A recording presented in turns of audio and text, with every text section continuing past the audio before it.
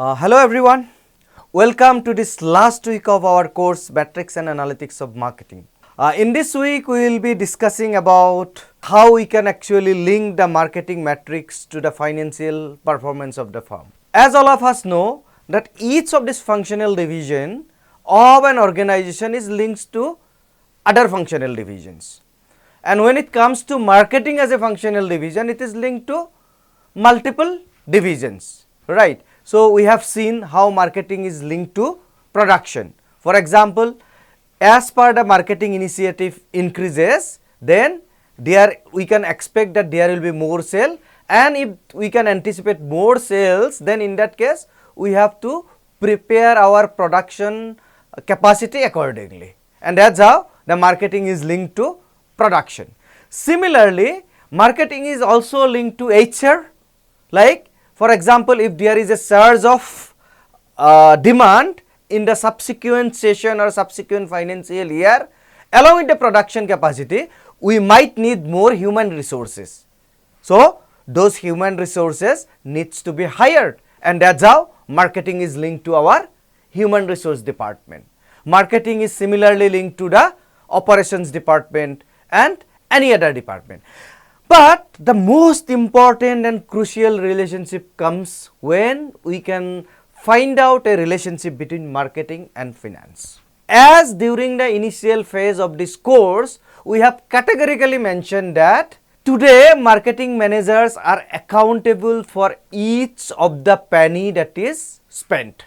That is why the marketing manager must link their set of marketing activities to the financial performance. For a marketing initiative, if I incur 1 lakh rupees, then in that case I have to show that there is a value created which is more than 1 lakh rupee for the organization.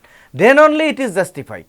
Remember that the return that we are calculating, it may not be an immediate return, but it may be a part of the future return also, that will be taken into consideration. So, that is why being a marketing manager, I need to have the basic understanding of the financial metrics which are linked to the marketing activities. So, in this session as well as throughout this entire week, we will try to look into various financial metrics which is related to the marketing functions. Okay, so let's start with the very definition of return, the basic and elementary concept associated with the finance. Return, in its literal meaning, all of us understand that it is something what we get minus what we give. And when we talk about return in financial terms, what we get means what is the value, economic value that we get minus what is the economic value that we have to sacrifice, or in a more simpler terms, it can be revenue generated, total revenue generated minus any kind of cost incurred. It may be a cost related to the production, it may be a cost related to the administration, it may be a cost related to the marketing. So, all the cost will be taken into consideration, all the revenue stream will be amalgamated together, and the difference will be considered as something called a return. In finance, return usually refers to the profit or the positive cash flow. Profit means total revenue minus total cost. But return also implies that some cash went out first. Whenever we are calculating the return, we have to take into consideration the fact that before even the first sale, the organization is incurring certain cost. It may be in terms of capital investment, it may be in terms of some marketing initiative expenditure, right. So, those costs have to be taken into consideration when we try to calculate something called a return. And we also understood that the cost is divided into broadly two categories. One is called the fixed cost. So, fixed cost is incurred irrespective of any sales. Even if you are making 0 sales in your business, the fixed cost is already incurred by you. You have to somehow, the shareholders, the investors have to pay for the fixed cost irrespective of how you are doing in terms of your business. On the other hand, there is another cost which is called a variable cost. This variable cost is a function of quantity sold. So, per unit variable cost is fixed, but per unit production fixed cost is variable. That you need to keep in mind. I mean, variable cost varies as the number of unit produced increases, but fixed cost remains the same.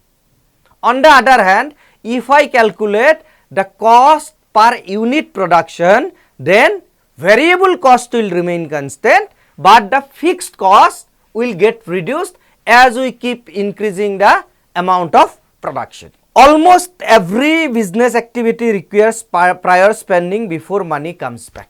The capital investment, the marketing expenditure, the fixed cost. Even generating the sales involves costs that are recovered only after the customers pay. You have to pay salary to the salespeople.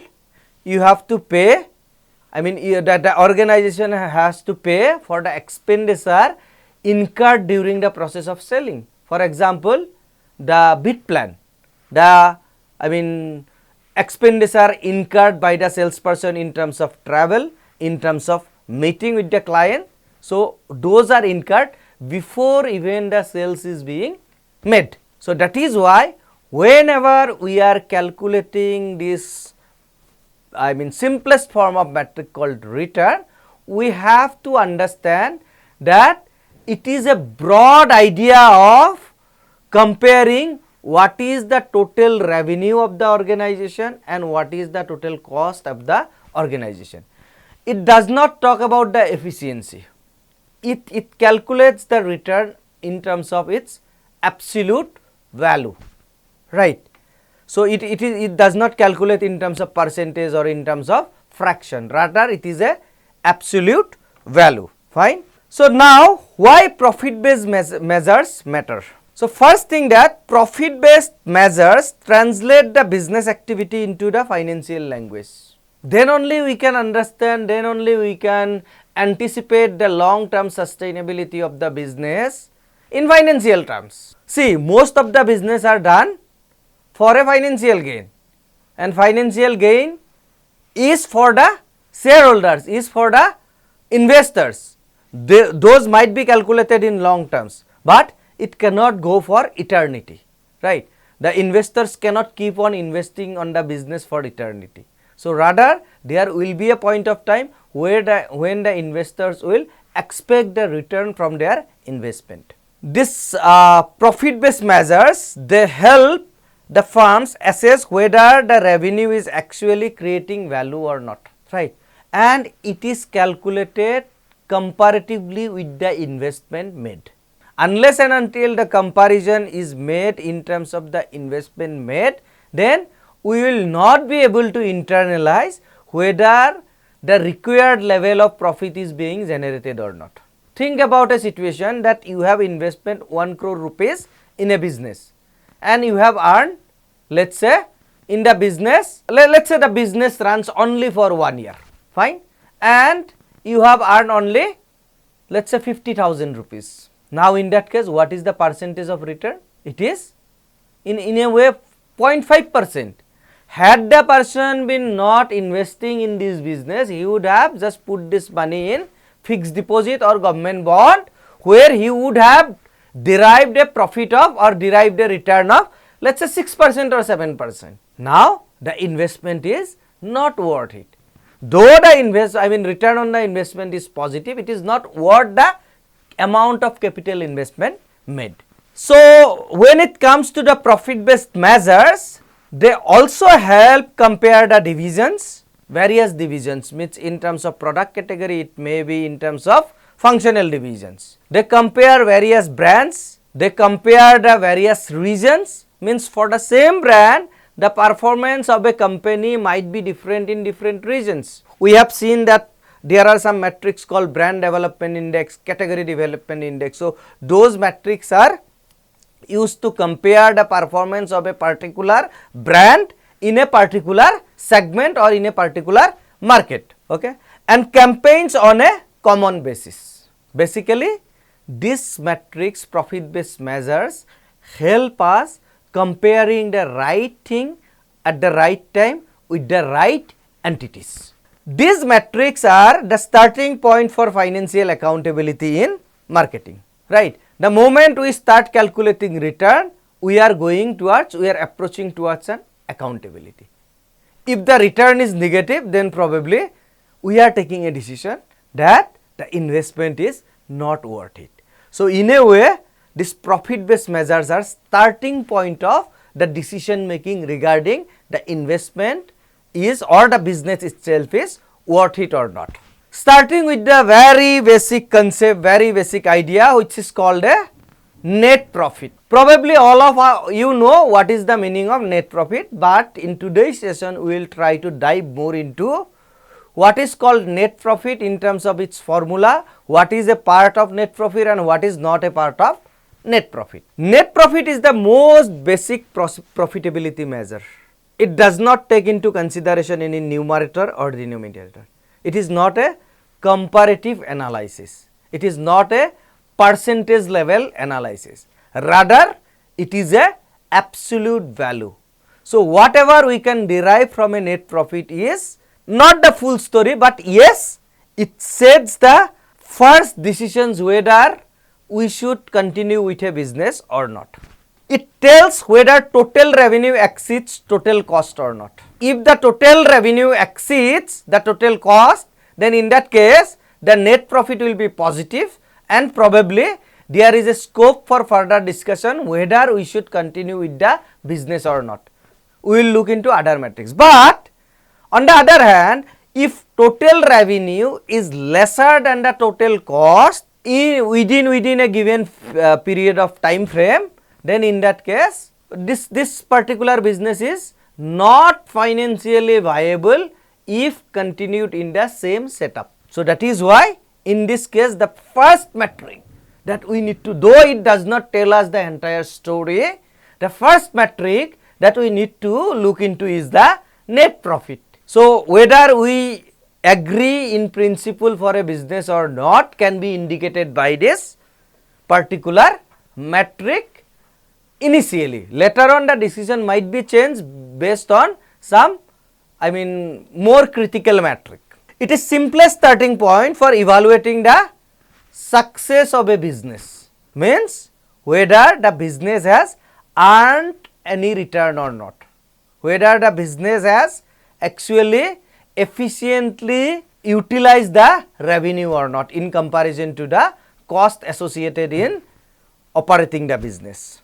Formula wise, net profit is equal to total sales revenue that is generated within a given period of time minus total cost incurred within that given period of time, and that gives us the value called net profit. Higher sales do not automatically mean higher profit because it has to be calculated in comparison with the cost incurred. Let us say you have somehow made the sales, you have generated a lot of revenue, but the cost of production is so high, cost of your marketing activities are so high, though you have generated a lot of revenue, still you are not earning any profit.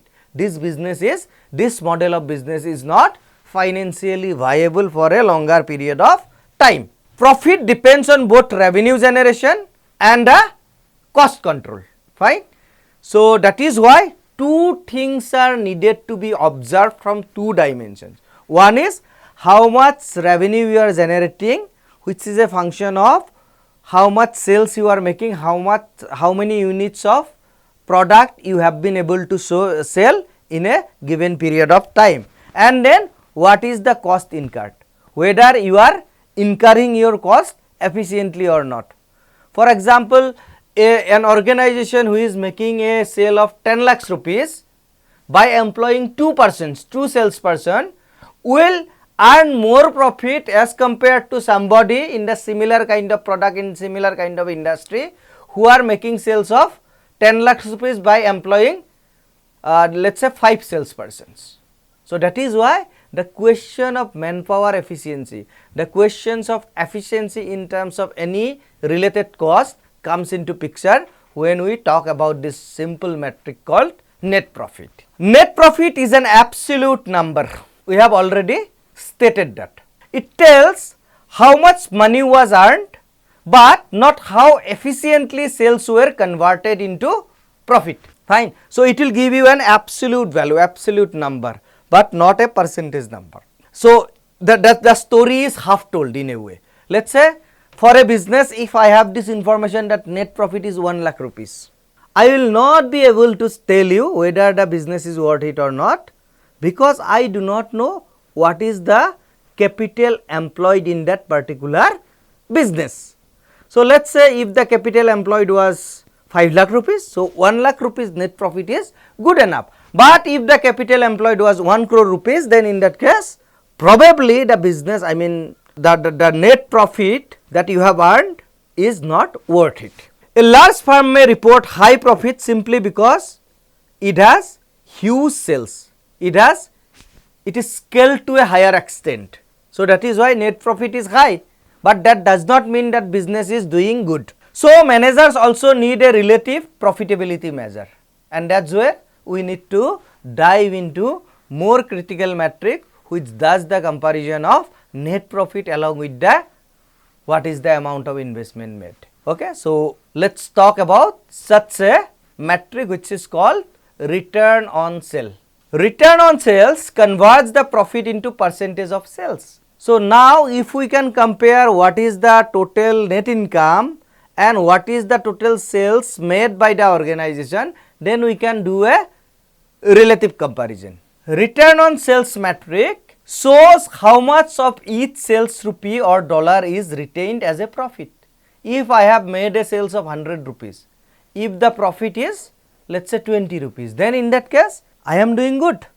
So, if it is 20%, then in that case I can say irrespective of this amount of capital invested, I can say that for every 100 rupees sales made, the organization is earning a profit of 20 rupees. So, this is a good indicator. So, I can look at it in silo to a higher extent as compared to the simple metric like net profit. This particular metric is useful for comparing the business of different sizes because it is calculated in terms of percentage.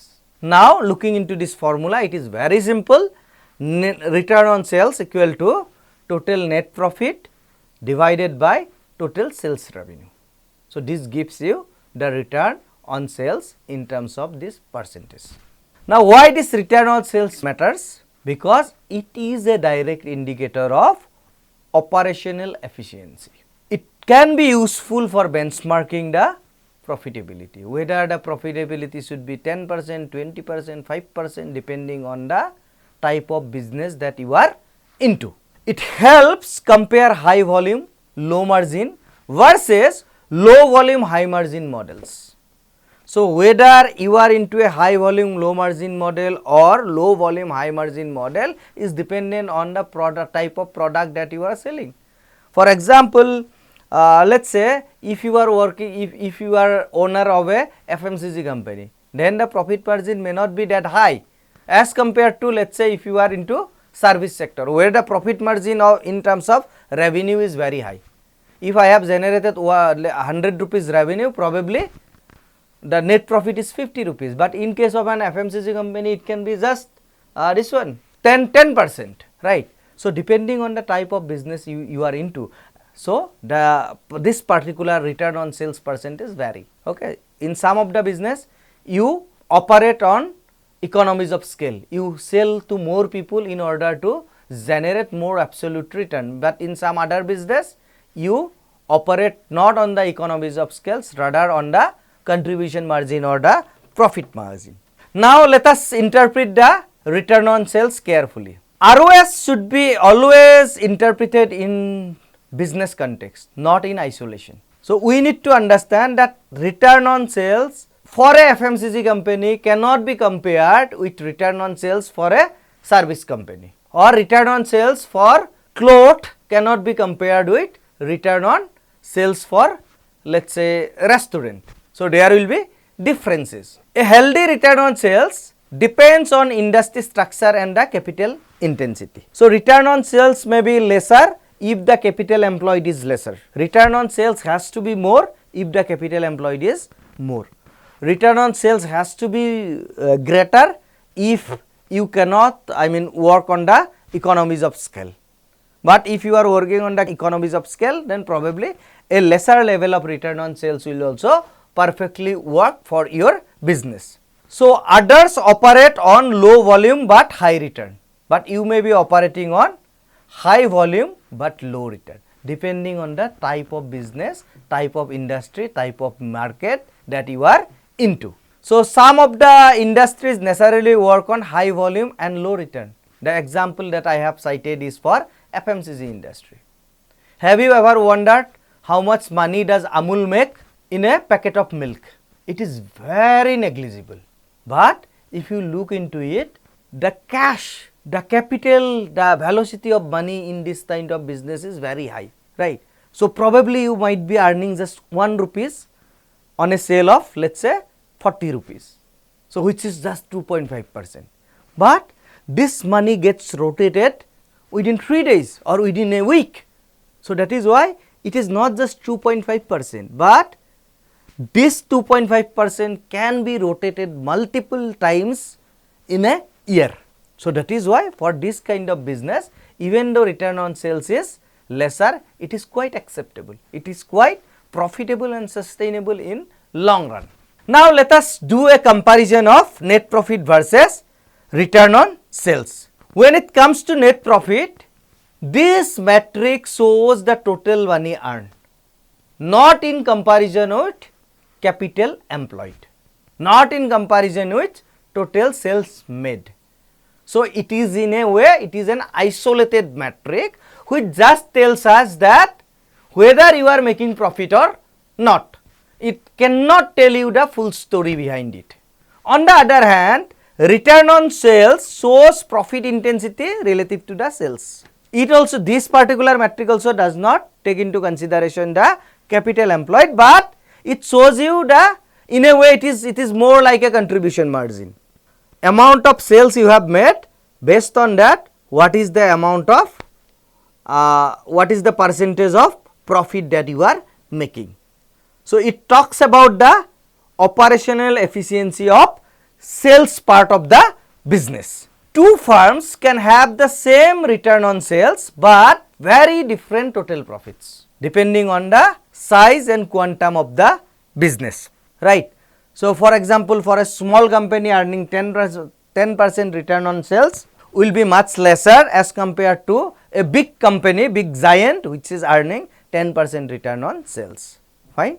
Next comes another metric which also takes into consideration the interest that you have to pay for either borrowing the capital or for taking the investment as shareholders from the shareholders. So, this is called EBITDA.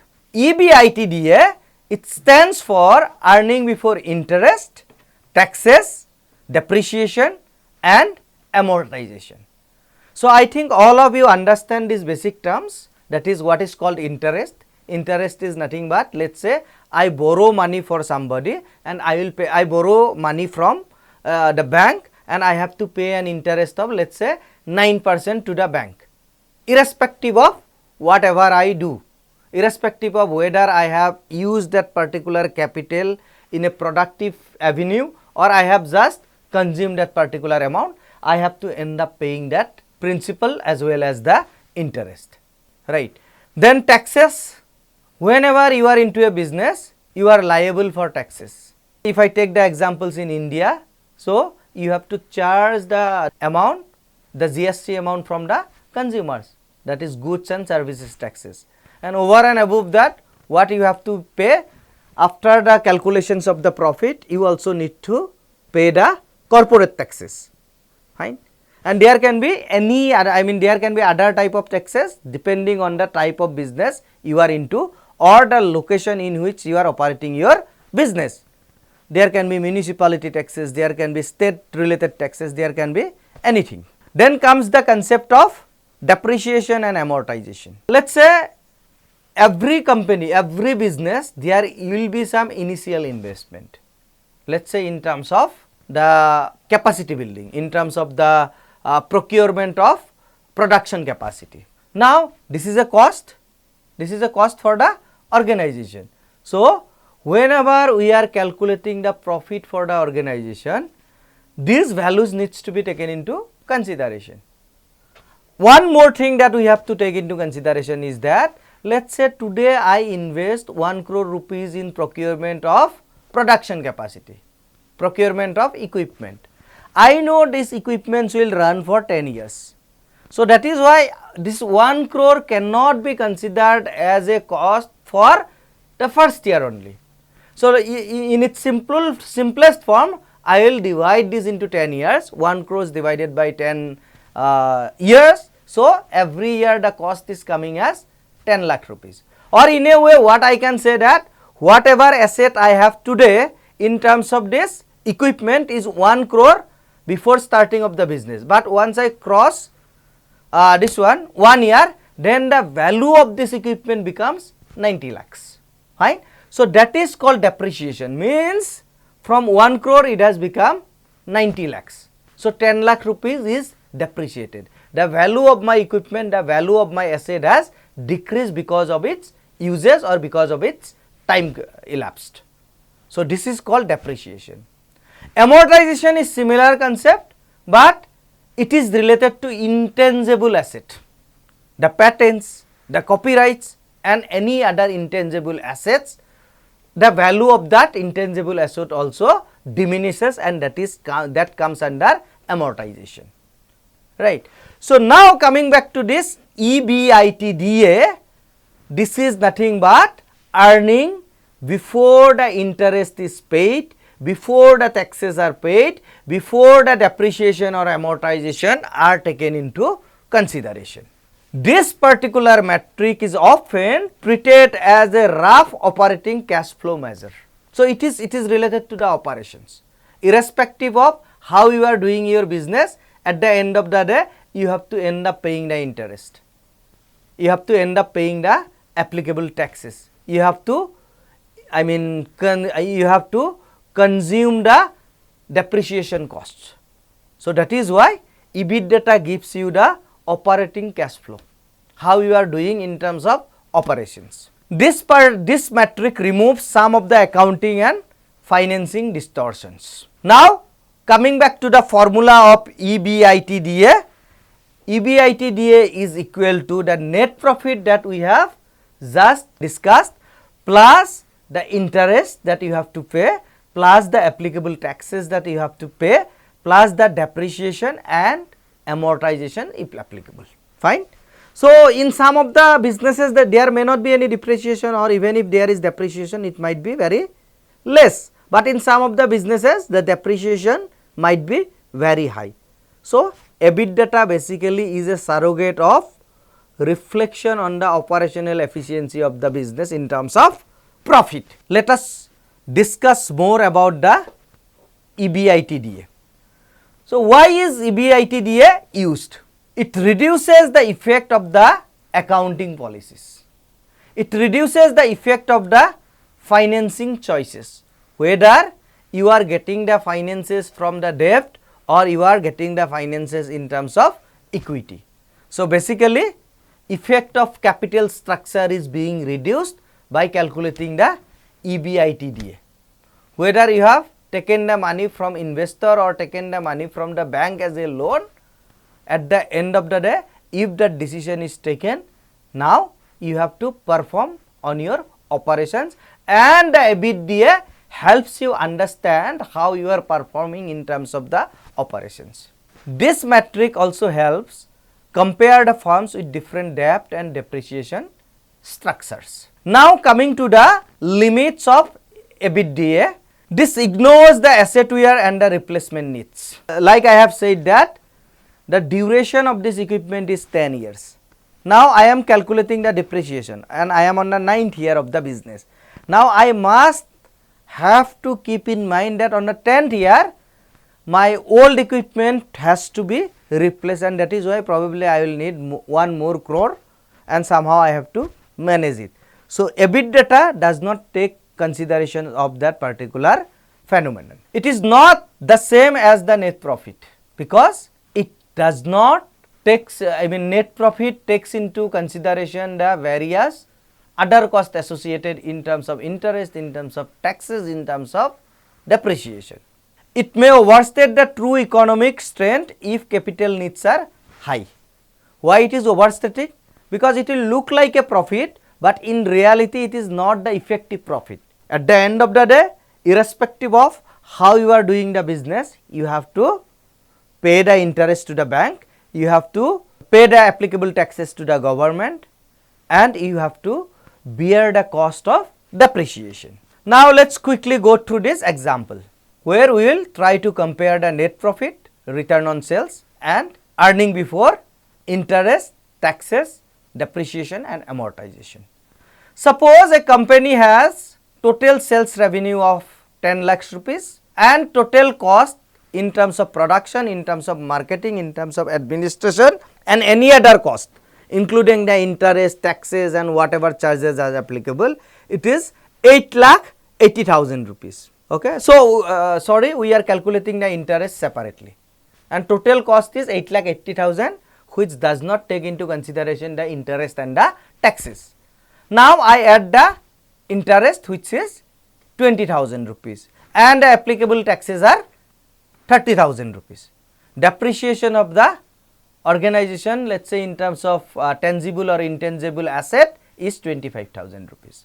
Now, I can easily calculate the three metrics that we have discussed in today's session. Net profit will be equal to 10 lakh rupees minus 8,80,000, that is 1,20,000. Fine. Then return on sales will be 1,20,000 divided by 10 lakh rupees, that is 12%. Then your earning before interest, taxes, depreciation and amortization will be, because your total net profit is 1,20,000 and earning before the cost of interest, the cost of taxes and the cost of depreciation and amortization has to be added in order to calculate the EBITDA, and when amalgamated all these parameters, we are getting a value of 1,95,000 rupees. So, our EBITDA value is 1,95,000 rupees, right. Now, let us quickly look into the why financial metrics matter for marketing managers. We will quickly rush through it. Marketing decisions affect the sales. More marketing initiative you take, more extensive marketing you do, there will be more sales. There is expected to be more sales. But whether these marketing initiatives are worth it or not will be decided by what is the incremental revenue you have generated, what is the incremental cost that you have incurred. So, in a way what we can say that marketing initiative has direct impact on sales, it has direct impact on margins and it has impact on overall profitability, and that is why marketing managers needs to have an understanding of this financial metrics. Financial metrics helps justify marketing spending to top management. As I said that marketing managers are accountable and they have to justify this accountability with data based argument, and that is where the financial metrics comes into consideration. This understanding of this financial metrics helps the marketing managers justify their actions. They improve the coordination between the marketing and finance team. The finance team will be skeptical on let us say approval of a cost that is incurred by a marketing initiative unless and until the marketing managers can show that return on sales will be this much, unless and until the marketing managers can show that this is the EBITDA, this is the return on sales. They make the marketing performance more accountable and ultimately measurable. So, basically everything is being argued based on the numbers rather than my qualitative gut feeling or my qualitative judgment, right. So, with this I will conclude today's class by saying that marketing performance becomes meaningful only when it translates the revenue into real profitability. Only when we can relate the marketing performances to the financial metrics. Thank you. I hope to see you in the next class.